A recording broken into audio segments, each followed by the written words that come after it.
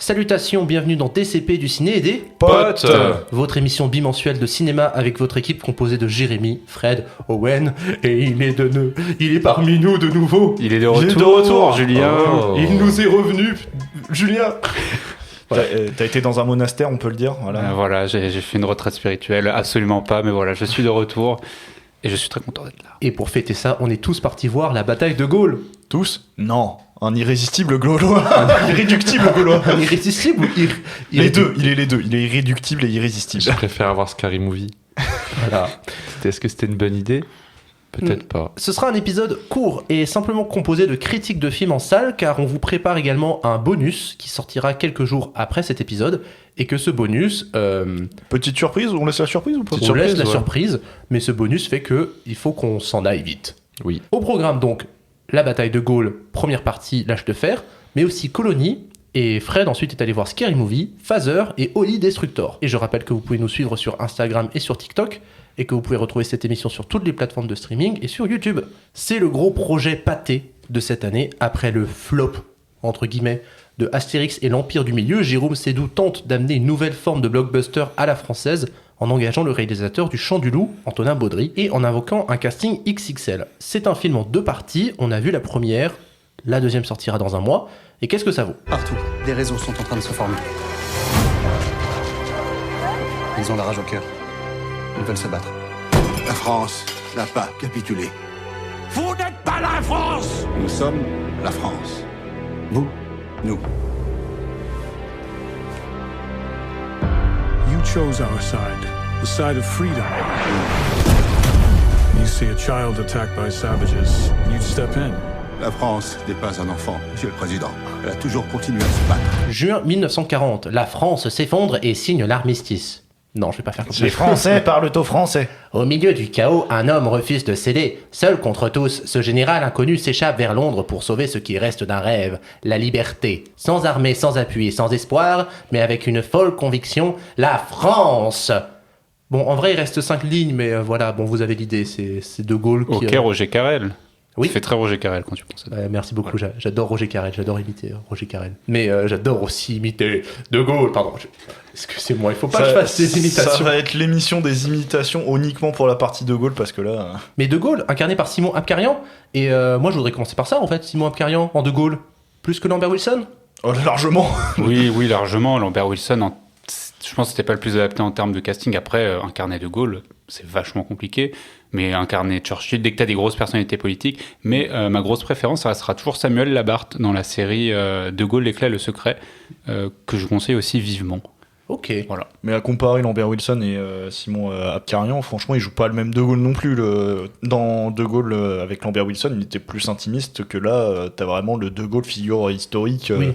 La carrure De Gaulle, voilà, telle qu'on la voit dans les images d'archives. Et aussi, c'est ce que je voulais vous amener par rapport à... Alors, le Joker des biopics, t'étais là ? Non, t'étais pas là, Julien, pendant le Joker. Là. Mais j'avais dit, à ce moment-là, que faire un biopic sur Napoléon... Bah, en soi, surtout ces personnages historiques avant le XXe siècle, on n'a pas des archives vidéo, on peut pas savoir comment ils se déplaçaient, s'exprimaient, alors que là, un monsieur comme De Gaulle, on a vraiment une idée très nette de sa diction, de la manière dont il se meut. Et justement, est-ce que c'est pas un peu caricatural finalement dans le film ?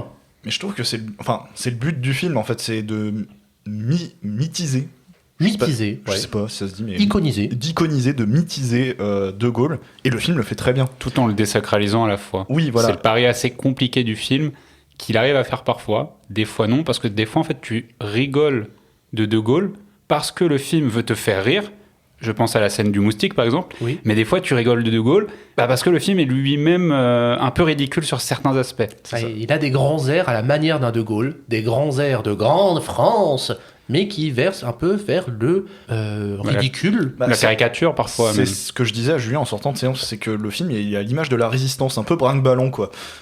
C'est ça. Mais ça le rend très savoureux. Mais toi, je sais que tu aimes bien les films tu aimes comme ces ça. films malmenés de bout en bout. Oui, j'ai beaucoup de... Parce qu'on peut le dire, le gros problème du film, c'est qu'il est malmené de bout en bout sur sa narration, sur son scénario. Le film veut faire beaucoup de choses, c'est-à-dire parler de Gaulle, mais à côté, il est question de la résistance, avec le personnage de Fernand, qui est un peu là pour incarner le résistant qui entend De Gaulle à la radio. Sauf qu'on va à la fois en faire un symbole et en même temps, vous lui donnez quand même une vraie place dans l'histoire en termes de scénario. Mais en même temps, je me suis renseigné après sur, ce garçon-là, Fernand, et monsieur l'amiral Darlan. Et effectivement, en fait, ce sont des vrais personnages historiques qui ont pesé dans la balance. Et c'est vrai que la manière dont Fernand est raconté dans le film, c'est presque à part. C'est totalement romancé en plus, du coup. Oui, et aussi, genre, ça semble un peu comme tomber sur un cheveu sur la soupe, le poids qu'il a dans l'histoire, alors que c'est un personnage qui vit sa vie en parallèle de tout ce que De Gaulle fait. Oui, c'est que ça arrive un peu, disons que c'est un peu le grand climax de la fin du film, qui n'est pas vraiment un spoil, parce que si tu connais les historiques, tu sais ce que Darlan, ce qui arrive à Darlan. Mais en fait, ça arrive un peu sur un cheveu sur la soupe, et voilà, tu sens qu'on essaye de connecter des parties ensemble, et c'est pas forcément réussi. Après, oui. On a vu que la première partie aussi. C'est ça qui est dur de juger un film sur un diptyque. Puis surtout, c'est un film choral un petit peu, parce que finalement, le parcours de Fernand et de Gaulle, il est rejoint aussi par Jean Moulin. T'as tout ce qui se passe à la bataille de Bir Hakeim, où vraiment, finalement, il y a beaucoup de choses qui se passent avec des personnages, alors tout le temps liés par De Gaulle. C'est vraiment lui qui est le squelette du film et sur lequel on revient tout le temps, mais il se passe énormément de choses. Serait-ce que le général Leclerc, quand il fait toute sa partie... Au Tchad. Au Tchad, oui, c'est ça, ouais. Au Tchad, De Gaulle, il n'est pas là, mais il se passe des choses quand même, des choses importantes. Et je trouve que l'ensemble est articulé avec, mine de rien, pas mal de rythme. C'est vrai que 2h40, moi, je les ai pas vus passer. Alors, oui, mais il n'empêche que je rejoindrai Julien sur le fait qu'il y a des histoires qui sont pas forcément nécessaires, mais qui sont obligatoires. Moi, j'avais dans le sens où tu veux montrer tous les côtés de la résistance. Moi, j'ai trouvé qu'il y avait un peu un syndrome Napoléon de Ridley Scott, en beaucoup moins appuyé, mais ce côté de il y a tel événement, faut qu'on passe dessus. Et ça va tellement vite, et c'est un film qui dure déjà 2h40, j'aimerais que ça prenne le temps de voir les choses. Alors, il y a certains éléments, je comprends que tu passes vite dessus. L'appel du 18 juin, la bataille de Montcornet au début, c'est-à-dire les débuts de Gaulle avant la résistance, la France libre. On va pas y passer 30 ans, c'est déjà le film avec Lambert Wilson qui dure déjà un bon moment, donc c'est skippé en 5 minutes. Mais c'est vrai que des fois, les événements s'enchaînent tellement vite que tu as du mal à savourer l'instant. Mais en même temps, c'est un film de guerre, c'est un film de... Alors des batailles, il y en a un dans le film, mais c'est un film d'engrenage de monter une résistance, monter des plans contre l'ennemi, et effectivement, il y a... les actions s'enchaînent les unes après les autres. Et ça, il le réussit plutôt bien, c'est justement ce côté De Gaulle est seul. C'est vraiment l'histoire d'un homme, la solitude. C'est-à-dire que tu arrives quelque part, t'as pas d'allié, tu dois faire valoir ta voix, et ça, il le fait plutôt bien, en fait, dans cette manière de film un peu politique, de couloir. C'est-à-dire que tel personnage rencontre tel personnage, il faut faire telle chose, telle alliance, et ça marche plutôt bien en termes de dynamique. Mais chose qui fait mieux que Napoléon, je reviens vite fait sur ta comparaison, c'est que le film parle constamment de la politique, contrairement à Napoléon, où si t'as pas eu tes cours d'histoire, tu manques en fait tout le sel. Tu sais pas pourquoi il part en bataille. Voilà, et alors que là, le film te rappelle constamment de pourquoi ça s'est fait, et ça le fait de manière plutôt concise et assez... et ça sommaire bien. C'est didactique, mais ça entrave pas le rythme du film. Et je trouve que c'est un exercice de style plutôt bien mené. Finalement, le vrai tard du film, c'est la manière dont il représente ses personnages, la manière dont Jean Moulin ne sert à rien finalement, oui, il servira et la dans manière la suite. dont il est introduit. Voilà, t'as vu, c'est Jean Moulin, il a un chapeau. Non, mais surtout que la manière dont c'est fait, c'est-à-dire que tu suis justement ce personnage de Fernand et d'Anna Maria Bartholomé, je sais plus le nom de son personnage. Donc t'es sur cette intrigue-là. En plus, t'as pas trop eu de coupure sur De Gaulle, donc tu suis, et d'un coup d'un seul, t'as la caméra qui se tourne, et là tu vois un monsieur, un chapeau, une écharpe. En plus, tu reconnais Félix Kizil, et là ça fait c'est Jean Moulin. Et voilà, il est là. T'as une autre petite scène avec lui, après on te dit ce sera pour la suite. Je suis Jean Moulin, j'habite ici. Oui, non, d'accord. Ah oui, c'est vraiment ça, en plus le dialogue pour le coup. Moi j'aurais adoré qu'il y ait un caméo de Fabrice Eboué. Mais sinon, l'autre gros problème du film, et ce qui est un peu gênant quand tu sais que c'est 80 millions d'euros, c'est ça? On va y revenir, mais ouais. Il est passé où le budget FX? Il est passé où le si, budget FX? Je suis désolé, mais il y a des plans. Autant la bataille de Bir Hakeim, c'est en termes de mise en scène, c'est très prenant. C'est le moment c'est très du beau. film. Voilà, c'est ça. Hein. C'est vraiment très très prenant. Par contre, il y a des plans. Les reconstitutions de Paris au tout début là, c'est pas beau. La reconstitution de la bataille de Montcornet, c'est pas beau. L'arrivée de Gaulle au Tchad, quand il sort de l'avion là, c'est hideux. Ah à ouais, voir. les éléphants, ils sont moches. Hein. Ouais, c'est ça, mais tu sens que c'est de l'image de synthèse. Franchement, on est sur un combo singe de Ridley Scott dans Gladiator 2. Oh, mais les costumes, les gars, il y a plein d'autres trucs aussi qui sont Ah, très mais- savoureux. Il y a des trucs qui sont bien, mais je me dis, moi, ce que j'avais en tête comme film, c'est le Rayon et les Ombres, sur la même période, où là, en termes de reconstitution, de costumes, c'était super beau, il y avait rien à redire. Et là, je me dis, c'est quand même un budget qui est 2 fois inférieur. Ouais, mais je me dis, c'est un film qui doit faire des choix. Il a une bataille. Et genre, Ça coûte cher. c'est vrai que moi, quand on annonce qu'il va y avoir la bataille de Bir Hakeim et que tu te dis, alors dans 5 minutes, la bataille va commencer, moi, je suis un peu extatique et je me dis, waouh, il y a une bataille qui va être réalisée par des Français. Qu'est-ce que ça va donner? Et je n'ai pas débandé. D'accord.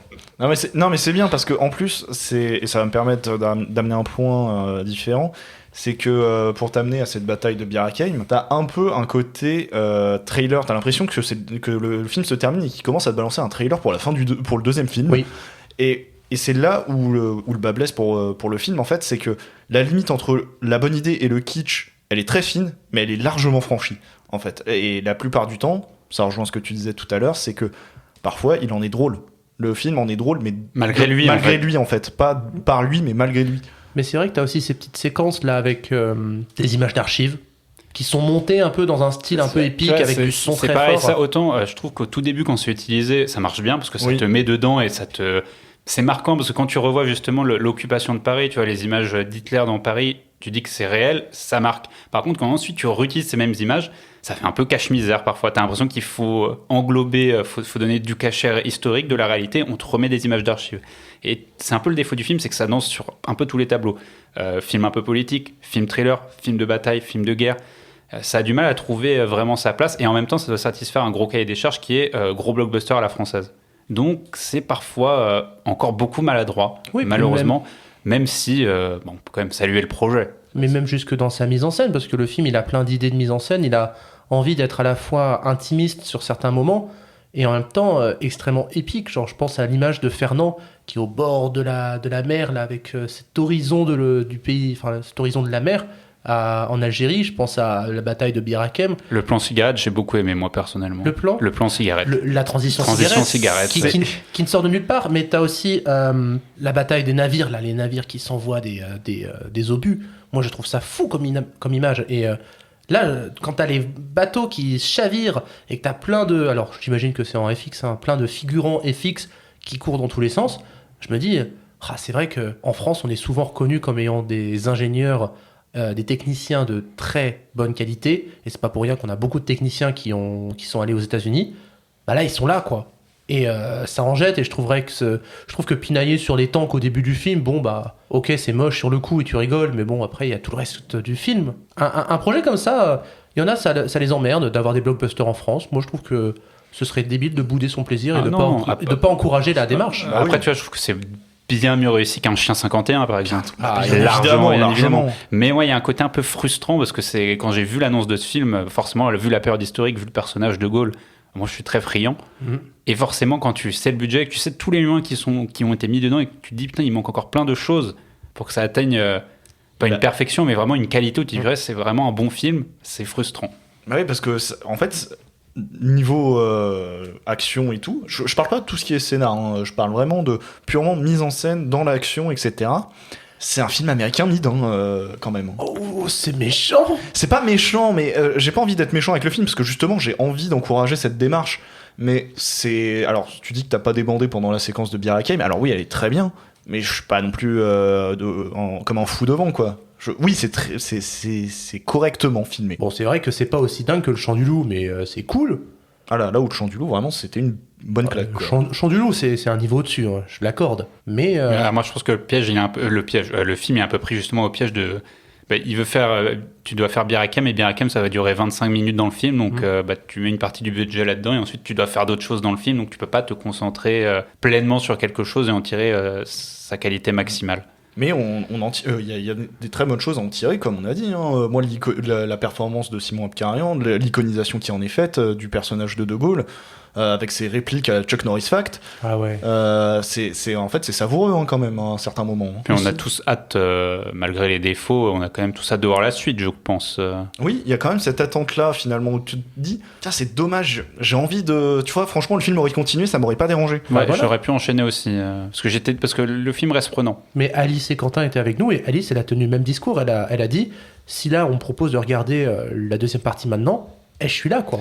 Donc, d'une certaine manière, pari réussi. Ah bah oui. Pour le côté blockbuster, C'est pas un chef-d'œuvre, c'est pas le grand film pâté de la décennie. Par contre, c'est un blockbuster tout à fait entreprenant, généreux. Et encore une fois, ce serait bête de bouder son plaisir. Oui, c'est honorable, c'est honorable. C'est honorable et moi j'en redemande. C'est pas le Comte de Monte Cristo non plus, Ouais. c'est meilleur que 13 jours 13 nuits parce que tu parlais de l'ambition pâtée, mais le film comme ça de l'année dernière c'était 13 jours 13 nuits qui a fait un immense flop, Ouais. genre voilà. Là c'est ce film là et pour moi c'est le dernier bastion avant potentiellement que Pathé abandonne ses projets de blockbuster français. maintenant, il faut voir le retour public. Voilà, Ouais. c'est ça. Mais les gens pinaillent là beaucoup sur le système de distribution de l'argent du CNC, sur oh là là, Moi, quel maintenant, plaisir de voir Disney Plus financer des films Aïe, aïe, aïe. français, où en plus de ça, on critique les Britanniques et les Américains. Ouais. Mais Je boude pas mon plaisir de voir ça. c'est typiquement les gens qui disent ouais, maintenant le cinéma ça sert que à faire des gros cachets à Christian Clavier. Bah Non. Non, justement. Justement, c'est parce que tu as. Après, là, on change de débat, mais c'est justement parce que tu as le CNC que ça évite d'avoir que des films avec Christian Clavier. Mais voilà, protéger le CNC. Et c'est surtout que voilà, on s'est un peu marré, mais quand tu vois le nombre de régions qui ont participé au financement de ce film, bah tu te dis que c'est quand même un projet national, tu vois, c'est pas un projet parisien. Oui, puis ou c'est quelque un- chose c'est comme un un film Chien pur- 51. C'est un film purement français sur la fierté d'être français, quoi. Et ça, c'est. Alors, c'est un tout autre débat politique, mais genre, c'est un film qui te raconte vraiment. Bah voilà, la France libre, c'est ça notre héritage dans notre histoire. Et ce qui est plaisant aussi, c'est que tu as une vision française sur la Seconde Guerre mondiale. Je pense comme des films comme Dunkerque, tu as un point de vue ultra britannique où ça oublie toute la partie des soldats français, où tu vois ce genre de choses. Où je pense par exemple, quand tu as vu, je m'éloigne du cinéma, mais en termes de jeux vidéo, quand tu as Battlefield 1 qui te fait un film qui te fait tout un jeu sur la Première Guerre mondiale, mais en enlevant tous les soldats français de cette partie historique, tu vois. Donc ça fait du bien d'avoir cette réappropriation de l'histoire et de pouvoir le mettre sur grand écran. Oui, de se dire, regardez tous les Anglais qu'on a sauvés avec la bataille de Bir Hakeim. Quel panache. Et Pas mal, mais non. même au-delà de ça, tu vois, la manifestation du 11 novembre, du 11 novembre, c'est ça, hein, Ouais, ouais. je la connaissais pas du tout, cette Non. manifestation d'étudiants et tout. Et elle est super bien faite aussi. Ouais, et je suis très admiratif. Voilà. Enfin, je me dis, tu dis, t'es étudiant, t'as 18 ans, tu pourrais rester tranquille, aller risquer sa vie en manifestant contre l'occupation nazie. Je reste admiratif. Et, Regardez ça les jeunes pour 2027 là. et en plus, je connaissais pas, donc tu vois, ça te... Toi, t'as un discours à lancer à des jeunes, là. Non. Bah alors. Bah si, enfin, mais votez bien quoi. Bah voilà, en tout cas, moi j'ai envie de dire, pas mal, non. C'est français. La France. La France libre. Vous n'êtes pas la France, monsieur Owen. Mais vous êtes libre de nous donner les chiffres. Et donc oui, tu disais que c'était un gros budget, en effet c'est un des plus gros budgets depuis longtemps dans le cinéma français, donc c'est 37 millions par film, donc on est à peu près à 75 millions d'euros pour l'enveloppe des deux films, pour un premier jour France qui était celui du 3 juin, et qu'il a fait 55 834 entrées, c'était le deuxième des sorties de la semaine, enfin des sorties du jour, pardon, derrière Scary Movie. Et maintenant, je suis désolé, ça me tente trop. Nous allons passer aux critiques. Bah, il y en avait déjà Frédéric, vous avez vu Phaser? Oui. Alors non, là je vais parler de Phaser, qui est un film slovaque, réalisé par une réalisatrice Teresa. Alors j'ai appris la prononciation exprès pour DCP, s'il vous plaît, soyez fiers de moi. C'est Teresa Novotova. En fait, comment c'est écrit, c'est un peu compliqué à le prononcer. Mais bref, donc c'est un film slovaque qui a été nommé à la Mostra de Venise et qui a aussi gagné le lauréat du Reims Polar, qui est un festival en France. Donc c'est assez cool. Et en gros, le film, ça vous parle de l'histoire d'un homme qui s'appelle Michael, enfin Mikal, je sais pas comment on le dit en Slovaquie, et qui va vivre un drame dont il va à la fois être à l'origine et aussi la victime. Je préfère pas trop en fait parler du film puisque ça va beaucoup spoiler, et je pense que c'est mieux que vous découvriez le film vraiment sans cet élément dans le film. C'est un peu une espèce de Sirat, si on peut le rapprocher, dans le sens où il y a un événement bouleversant qui fait que tout le film t'es en mode oh. J'ai été déçu par celui de Sirach, je tiens à préciser. Ah non. Enfin, je l'ai toujours pas vu. Déçu dans le sens où j'ai cru que ça allait être un truc de ouf, et au final, quand c'est arrivé, je fais « Ah bah d'accord ». Bah là, c'est un truc de ouf aussi. Mais bref, en gros, tout le film, ce qui est intéressant, moi, ce qui m'a beaucoup intéressé, c'est que l'entièreté du film est un peu... Il y a beaucoup de plans longs, voire des plans séquences. Bon, on a plusieurs fois parlé de ce qu'était la différence entre un plan séquence et un plan long. Là, en soi, il y a des moments où ça cut, donc c'est pas forcément des plans séquences, mais vraiment, c'est vraiment des plans longs en mouvement, avec beaucoup de grues qui s'attardent sur les visages des personnages, sur les décors, etc. Et en fait, ce que j'aime beaucoup dans le film, c'est que on pense beaucoup le plan long, le plan grue, souvent en termes de mise en scène, donc qu'est-ce que ça donne comme effet, mais on réfléchit jamais à la relation qu'a le spectateur avec le plan long.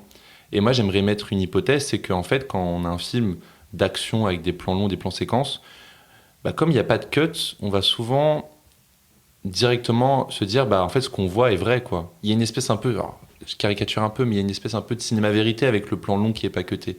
Et en fait, ce que j'aime beaucoup dans Phaser, c'est que ça te renverse cette situation. Et à un certain moment dans le film, donc je peux pas vous expliquer ce qui se passe parce que ça spoilerait tout, mais en fait, on te fait comprendre qu'en fait, le plan long, ça peut aussi être une source de non pas de réalité, mais d'onirisme et de quelque chose qui est peut-être faux, en fait. Et dans le film, tu as un événement qui va arriver, qui en fait va se révéler être faux ou quelque chose qui n'est pas vrai, qui est imagé. Et je trouve ça hyper intéressant, donc dans son retournement-là de situation que j'aime beaucoup, voilà. Non, après sinon, le film s'intéresse à un fait divers qui s'est vraiment passé en Slovaquie, un drame. Et du coup, j'imagine que là, Owen, tu regardes... Ils disent rien dans le synopsis? En fait, j'étais pas en train de lire le synopsis, j'étais en train de te regarder. Mais oui, je peux... Bon, je vais pas lire le synopsis, mais... Il spoil dans le synopsis ou pas? Il est question de canicule et un drame qui vient briser un amour. Exactement, c'est très bien dit. Mais voilà, en tout cas, c'est super intéressant sur le côté un peu plan séquence, plan long. Un truc que j'avais jamais vu dans un film, c'est que du coup, c'est pas des vrais plans séquences, ça se passe sur une journée, voire plusieurs mois. Mais la technique du film, c'est d'utiliser le plan séquence, enfin le plan long qui va s'attarder sur un objet, et en s'attardant sur un objet en particulier, il y aura des ellipses, mais qui sont pas dites en fait. Donc c'est assez cool. Mais voilà, c'est un film qui, par contre, malheureusement, comme défaut, je dirais, il tombe un peu dans le pathos. Et une fois qu'il y a la révélation en plein milieu de film, je trouve qu'on fait un peu du surplace. Et des fois, c'est un peu cliché. Mais l'utilisation de ce plan long pour parler de quelque chose qui peut être faux, je trouve ça très intéressant. Et j'avais jamais vu un film qui utilisait ça pour ça, quoi. Donc non, cool. Et puis si t'as pas aimé Sirach, Jérém, je sais pas si t'aimeras ce... J'ai pas dit que j'avais pas aimé, j'ai dit que le gros truc du milieu de film, j'étais pas non plus en mode oh dinguerie. Ok. Ma Phaser, c'est... Il y a une dinguerie, quoi. Bah, ça me tente bien. Surtout la canicule en ce moment, c'est très d'actualité. Ah ouais, c'est un film à voir en canicule. Hein. Là, ça me parle. C'est un film à voir en canicule dans une salle climatisée. C'était une bonne salle climatisée, heureusement. Ah, ça fait plaisir. Et du coup, ensuite, t'es allé voir Holy Destructors. Alors là, du coup, je vous ai parlé d'un film slovaque et j'enchaînais avec un film lituanien. Mais il est trop fort. Et encore d'une réalisatrice. Et moi qui me la pète d'avoir vu un film tchèque ce week-end. Il était nul. Ouais. Alors là, par contre, je suis désolé, mais c'est impossible de prononcer ça. Son prénom, en tout cas. Ice-T Zegulit. Je suis sûr que phonétiquement, t'as noté Ice-T. J'ai noté. Ice-T Zegulit. Holy Destructor, c'est un documentaire qui a la particularité de se passer entièrement avec une espèce d'optique pendant tout le film, qui est une optique circulaire, en fait. Vous avez en plein milieu du plan, en fait, tout une espèce de cercle dans lequel il y a l'image du film, et tout autour du noir, quoi. Et en fait, le documentaire s'intéresse en gros à des reliques religieuses, et ça te parle à quel point le temps peut les détruire. Mais en fait, le postulat du film, c'est pas de dire regardez, ces reliques religieuses vont pourrir avec le temps, vont disparaître. C'est plutôt de voir dans cette pourriture du temps quelque chose de beau. Et en fait, tout le film, donc on passe tantôt on passe de processions religieuses, tantôt des saints qui sont momifiés, tantôt des lieux de culte. Et en fait, sur ces petites images, on va mettre des espèces d'effets de champignons qui vont justement donner une nouvelle beauté à ces icônes. Parce qu'en fait, ce qui est assez intéressant, c'est que l'icône religieuse, en soi, c'est un peu l'image qu'on imagine très immortelle en soi. Hein. Quand on parle d'image religieuse, en tout cas, il y a vraiment ce côté très immortel. Et le film accepte que non, genre, il n'y a rien qui est immortel. Le fait, par exemple, de déplacer alors quand je dis saints, les saints religieux, et de pouvoir aussi les entreposer dans des lieux où ils peuvent justement être empêchés de pourrir. Mais il y a toute une question de ça. Et ce que j'aime beaucoup dans le film, c'est que le fait, comme on a un filtre une espèce de rond tout au long du film. Tout ce que tu vois à l'écran, on s'intéresse pas vraiment à ce qui se passe dans l'image. Non, on s'intéresse pas vraiment à tout ce qui se passe dans l'image, mais plutôt à l'image elle-même. Alors c'est très expérimental, hein, excusez-moi, là vous le voyez, hein, mais c'est vraiment tout un film en gros où c'est un peu méditatif, quoi. Il y a un peu ce côté que j'imagine que tu retrouves, Owen, dans ton travail avec les ponts funèbres. C'est exactement ça, hein, c'est que tu vois des espèces de processions religieuses, des chants, donc c'est vraiment un film sur lequel tu te poses et tu regardes. Moi, j'ai arrêté de me poser devant les chants religieux au travail, mais... Bah écoute, peut-être que ce film va te faire chier alors. Mais non, mais c'est super intéressant et j'aime beaucoup le concept. Et voilà, qui fait Holy Destructor, c'est super intéressant et c'est lituanien. Alors, moi je suis dégoûté parce que il a fallu faire un choix entre aller voir De Gaulle et Scary Movie. Je voulais enchaîner les deux, mais j'en ai pas eu la capacité. Mais Fred, ton choix était Scary Movie. Mon choix était Scary Movie. Je suis beaucoup attaché à la saga. J'ai regardé très jeune Scary Movie. Je comprenais pas forcément les blagues de base. Puis je les ai revues avec l'âge et j'ai compris les blagues. J'avais peur de ce nouvel opus, c'est les frères Wayans qui reprennent la franchise. Il faut savoir que les frères Wayans, ils ont été virés après le 2. Donc il y avait un truc assez curieux, je me demandais ce qu'ils allaient pouvoir dire. La peur de Scary Movie, c'est de se dire, putain, ça fait 20 ans qu'ils n'ont pas touché donc, à cette saga. Qu'est-ce qu'ils vont dire Parce que voilà, en 20 ans, il y a beaucoup de choses qui ont changé. Il y a plusieurs communautés qui sont beaucoup plus représentées maintenant dans la culture. Et qu'est-ce que Scary Movie va en faire ? Et je trouve que le film, en vrai, il arrive bien à un peu parler de tout le monde. Je trouve qu'il crache un peu sur tout le monde, parce que Scary Movie, c'est ça, hein, ils ont peur de rien en soi. Hein. Par exemple, dans le film, à un moment, il y a une séquence où on se moque ouvertement du film Michael. Et en fait, du coup, dans le film, ils te montrent une espèce de fausse bande-annonce casting de qui pourra jouer Michael Jackson dans le film. Et du coup, c'est Jermaine Jackson, enfin un acteur qui interprète Jermaine Jackson, et il se fout ouvertement de Jermaine Jackson, qui est un peu l'un des Jackson 5, qui a été un peu, voilà, tu me l'avais expliqué, Owen, qui est un peu le vilain petit canard, quoi, de Jackson 5. Donc il y a un truc qui est assez osé, et en fait je trouve que tout au long du film on se moque vraiment de tout en fait. On se moque des blancs conservateurs américains, on se moque de la communauté LGBTQ+, il y a aussi un peu voilà, ce rapport avec la transsexualité.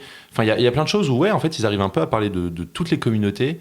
Maintenant je trouve que le vrai problème de Scary Movie, c'est qu'ils essayent tellement de parler de plein de choses que des fois en fait la blague elle tombe un peu à l'eau en fait. C'est qu'on enchaîne, on essaie de incruster un nombre de films mais genre énorme. Il y a plein de références dans ce nouveau Scary Movie, des références qui marchent, des références qui ne marchent pas du tout. Enfin, donc en soi je trouve que c'est juste un peu dommage de vouloir trop en dire, parce qu'après ça fait 20 ans quoi, ils ont essayé de rattraper 20 ans. Donc non, voilà, il y a des choses cool. Un point très important de Scary Movie, c'est le côté très méta pour le coup. Le film s'ouvre sur ça, ce film est très très très méta. Et je trouve qu'à certains moments, c'est trop. C'est vraiment trop. Regardez, on est méta. Et donc, au bout d'un moment, ça peut être un peu redondant. Mais certaines séquences sont plutôt pas mal. Je pense surtout au film qui a énormément conscience des anciens volets de Scary Movie et qui parle ouvertement du fait que les Wayans ont été virés des projets. Enfin, il y a plein de blagues dessus qui sont assez osées, je trouve. Et donc, voilà. Je trouve qu'on retrouve un peu le sel des deux premiers qui étaient vraiment très critiques, qui osaient frapper sur tout. Mais je trouve que des fois, c'est un peu trop redondant, en fait. C'est un peu prévisible aussi, je trouve. Je pense que vous avez toujours pas vu le film, mais je pense que c'est très prévisible. On s'attend un peu à toutes les blagues auxquelles on peut s'attendre. Ah, c'est ça, quand tu vois les bandes annonces, moi c'est un peu l'effet que ça m'a fait. Alors, j'attends le film parce que les bandes annonces m'ont fait rire, mais rien qu'à la vue de celle-ci, j'ai l'impression qu'on a juste dit vous voulez faire ça ? Oui, vous pouvez le faire. On peut faire ça ? Oui. On peut faire ça ? Oui. En fait, on peut le faire, mais maintenant il faut trouver la bonne manière. Et c'est vrai que des fois, c'est pas très bien pensé, je trouve. C'est pas très bien ordonné. Est-ce que c'est pas le souci de tout réalisateur qui n'a aucune limite de production ? C'est ça, oui. Après, de toute façon, les frères Wayans, ils ont pas fait que les deux premiers Scary Movie. Hein. Quand ils ont été virés de la franchise, ils sont attaqués à d'autres parodies. Ils ont eu toute leur période de parodie, tout ce qui était le fan footage avec les Paranormal Activity. C'est eux qui ont fait les Ghost Bastards aussi, je crois. Exactement, tu vois, des trucs comme ça. Donc en fait, ils ont toujours été dedans. Donc en soi, tu sens qu'ils ont un réel intérêt pour. Mais voilà, moi, pendant ma séance, en tant que spectateur, j'ai souri, ça m'est arrivé de rigoler. Mais j'ai pas retrouvé ce que j'avais pu retrouver à l'époque, quoi, tu vois. Mais maintenant, en plus, aujourd'hui, je pense que ça nous est arrivé de regarder des Scary Movie ensemble, je sais plus trop. Non. J'ai revu des Scary Movie, c'est vrai que c'est un peu vieilli, tu vois. Il y a toujours ce côté un peu, c'est drôle, mais... Ça fait peut-être au moins 10 ans que j'ai pas vu un film Scary Movie. Et je sais que les deux premiers, je les aimais vraiment bien, tu vois. Ouais. Mais je saurais pas, j'ai un petit peu peur. Mais en même temps, ce nouveau, moi, il me donne envie, mais... Je trouve que le côté méta est très drôle par moment. Ouais. Je trouve vraiment que c'est cool qui fasse ça, mais tu vois, voilà, toutes les 2 minutes, ça te parle de tel film. C'est un peu. Il y a beaucoup de gags, quoi. Il y a trop. C'est de peut-être gags. trop, et des fois, c'est trop. Genre, regardez, je fais la blague méta de ça, nanana, ok, on a compris, tu vois. Genre, laisse-nous regarder le film maintenant. Donc voilà. Ok. Jérém, t'es un très grand fan de Dernier Train pour Busan, Ouais, qui est pour moi un des meilleurs films de zombies de ces dernières années. de Sang Enfin, Ho-yeon. J'arrive pas à redire son nom. Et ensuite, t'avais vu sa suite. Peninsula qui est une énorme merde. Aïe. Et en fait, moi, j'ai vu aucun des deux. Moi, j'ai Colony. En vrai, j'ai regardé le trailer, ça avait l'air sympathique. Ça m'a rappelé The Last of Us. Et Oui, bon, j'ai accepté une amie de l'accompagner pour le voir. Et en vrai, c'était Long, ouais. un peu. En fait, c'est marrant parce que le film il s'ouvre et je me suis dit oh là là, c'est marrant. Je vois plein de références. Je vois The Thing. Je vois l'Armée des Morts là avec cette histoire de supermarché. Et surtout, je me suis dit c'est rigolo. C'est un film de zombies intelligents. Les personnages sont intelligents. Ils parlent de concepts, de la fourmilière, de plein de trucs et le film instaure plein de super règles par rapport juste aux zombies parce que c'est une maladie bactérielle terroriste qui est lancée dans un intermarché. Enfin, Non, dans une grande tour. Sinon, on va croire que c'est l'Intermarché du coin. Là. oui, dans une grande tour commerciale plutôt. Et en fait, le gars qui a lancé l'attaque terroriste biologique, en fait, c'est pas qu'il a des super pouvoirs, mais qu'il utilise la biochimie pour contrôler les zombies. Et du coup, ça a créé des règles qui sont super intéressantes. Et tu te dis, waouh, c'est super intelligent. C'est super innovant. J'ai rarement vu ça dans un film de zombies. Mais en fait, jusqu'à quel degré et jusqu'à quel moment tu arrêtes de pousser ton concept? Parce qu'à un moment, en fait, le film devient trop long. Trop long, en fait. Il expose trop de règles, même si elles restent compréhensibles. Hein. Il expose trop de règles. Au bout d'une heure 40, t'en as encore des nouvelles qui se développent. Et sur un film de 2 heures, en fait, t'as l'impression que le film ne fait que du développement de son univers pendant 2 heures, sans trouver de moyens d'endiguer tout ça et de se calmer un petit peu, quoi. C'est ça, tu continues d'avoir du surplus et tu te dis c'est même pas nul en fait parce que concrètement ce qui se passe dans le film est plutôt chouette à suivre et moi j'aime vraiment bien le climax. C'est juste qu'en fait à un moment tu as eu ta dose et t'as un petit peu envie que ça se calme. Alors peut-être qu'un très très gros fan de ce cinéma-là il va vraiment trouver son bonheur jusqu'au bout. Mais c'est vrai que moi, à un moment donné, j'ai commencé à regarder la montre et me dire « Oh, j'aimerais bien qu'on arrive au bout, quoi. » Ouais, il y a plusieurs fois où je me suis dit « Ah tiens, c'est une bonne séquence de climax » et au final, c'était pas celle-là, Ouais. il y avait encore une séquence derrière. Et aussi, un petit problème que j'ai eu avec le film, c'est que bon, c'est un auteur, hein, je pense que ça reste un auteur, c'est que ayant vu le Dernier Train pour Busan, j'ai vraiment retrouvé des tropes de personnages Ouais. et de caractérisation de personnages dans Colony. Et du coup, je me doutais un peu de ce qui allait advenir de certains personnages, bien qu'il arrive à faire quelques surprises sur le sort de certains personnages, mais sans spoiler. Mais encore une fois, genre il y a des situations que tu vois pas souvent dans les films de zombies, t'as des concepts qui sont rigolos, t'as une manière d'approcher la question juste du zombie d'un point de vue sociologique qui est bien trouvée. Maintenant voilà, c'est toute une histoire de dosage, de divertissement qui fait que le film à un moment donné, c'est pas qu'il te saoule, mais passons à autre chose. Par contre, ça me rappelle bien The Last of Us et Pourquoi ça te rappelle The Last of Us? C'est le côté un peu fluide, organique. Moi, j'ai vu il y a ça ce dans la côté- bande-annonce. Ouais, genre t'as vraiment ce bâtiment qui progressivement, l'environnement, les zombies sont très pas gluants, mais Bah, en fait, quand ils se font infecter, ils vomissent une bile bizarre. ouais, qui se propage, une bile blanche, qui ressemble beaucoup au cordyceps en fait dans The Last of Us. Et vraiment, à un moment, t'as des salles où vraiment, littéralement, c'est des salles où t'as plein de champignons partout, et t'as les zombies qui sont incrustés au mur, et t'as des zombies qui commencent à s'assembler ensemble. Et à ne former plus qu'un groupe un peu qui a les mêmes infos, Voilà. qui commence Le à roi des partager rats, quoi. qui commence à partager les infos grâce à ce fameux truc, Oui. qui est du coup là moins inspiré du cordyceps que là on parle plus du blob au début du film, je Oui. crois. Voilà. Et c'est intéressant parce que j'ai l'impression que quand je pense à des films de zombies, il y en a aucun qui parle vraiment de ce côté, tu sais, il y a une phobie un peu chez beaucoup de gens qui les rébutent, c'est la salive, Ouais. ou le côté un peu qui se propage, le fait qu'un virus, ça se propage avec plusieurs personnes, enfin voilà. Bah, c'est surtout l'idée que les zombies sont tous liés organiquement et que quand il y en a un qui comprend par exemple qu'un mannequin n'est pas un humain, et ben tous les autres vont comprendre que les mannequins ne sont pas des humains. Donc plus tu avances dans le film, plus les zombies sont intelligents et ne tombent pas dans les pièges que les personnages pouvaient avoir. Et en fait, ça ferait un super jeu vidéo. Oui, oui. Voilà. C'est le même Mais- truc que Hokum. Exactement. Mais en fait, je trouve ça trop bien parce que le truc de zombie, on oublie souvent que ce qui était génial avec The Last of Us, c'est que ça s'intéressait vraiment à un vrai champignon, le cordyceps, le côté avec les insectes. Et pour moi, parler des zombies en tant que groupe est plus intéressant que d'imaginer des zombies seul à seul, Ouais. tu vois. Mais- C'est ça les films de zombies pour moi aujourd'hui. Donc pour moi, Colony, ça avait l'air d'être un film important en fait pour le genre du zombie, non? Mais en même temps, tu vois, les questions de attaque biochimique terroriste, je trouve ça un petit peu terrifiant comme idée. Mais après, je pense pas que ça va faire un grand film d'horreur à l'échelle du monde. Après, je pense que dans le cinéma coréen, oui, c'est un bon film. Bah après, c'est dommage que je trouve qu'il se restreigne à un huis clos. Parce que j'aurais trouvé ça super angoissant de voir un peu comme dans Dernier Train pour Busan, que tu vois qu'il y a tout le pays qui est infecté en fait. Et ouais, bah, je parle, alors j'ai pas vu le film, mais tu Mais- vois, quand tu me parles de huis clos, il y a un peu Alors, le côté rec. du coup, ça ajoute à l'angoisse et au fait de tiens, ils peuvent pas sortir, faut qu'ils se démerdent comme ils peuvent. Mais je sais pas, le fait, Il y a un côté rec, vite fait. bah, cloisonné dans un bâtiment, avec, Bah, c'est un huis clos, quoi.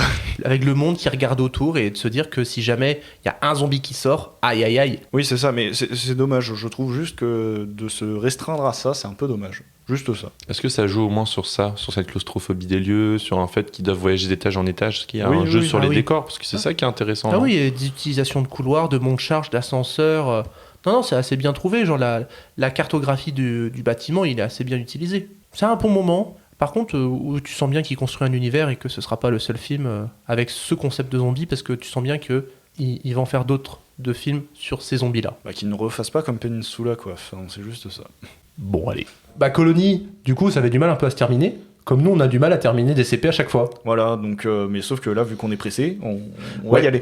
Bon, est-ce qu'on le dit, notre bonus? Allez, on peut le dire, c'est la fin de l'épisode. Ouais, De toute vas-y, façon. vas-y. Si les gens écoutent jusque-là, c'est qu'ils ont envie de savoir. Bon, écoutez, on va interviewer un réalisateur, ça va être plutôt chouette. On dit pas encore lequel, Hmm. Ouais, on va laisser quand même cette surprise-là. mais il a eu l'amabilité de partager nos stories Instagram et de nous liker. Et donc, vous pouvez aussi le faire. Et Oui. vous pouvez partager nos stories Instagram et on viendra vous interviewer. Voilà, n'importe qui. Voilà. Même réalisateur amateur, acteur Mais- amateur, Même ma maman, tu vois. même ma maman, ouais. Voilà. Tu partages, maman, et je t'interviewe. Ok. Mais t'es pas ma maman, Fred. Mais je veux bien, franchement, ta mère qui parle de Robert Redford, moi je veux bien. Hein. Ah, C'est un j'avoue. concept, hein, nos darons qui parlent d'acteurs J'ai- qui kiffent. J'avoue, on fait des interviews de nos mamans sur leur crush de cinéma. Hein? Il y a un vrai concept. Il y a un concept. Bon, en attendant, on va y travailler. Vous pouvez nous suivre sur toutes les applications de streaming, sur Instagram, sur TikTok, YouTube. Des bises. Je vous fais tout le temps des bises. Oui, tout Bisous. le temps. Bisous. Et à la prochaine. Et à dans 2 semaines. À dans 2 semaines. À dans oui. 2 semaines, Julien. Oui, à dans 2 semaines, Julien. Il est là.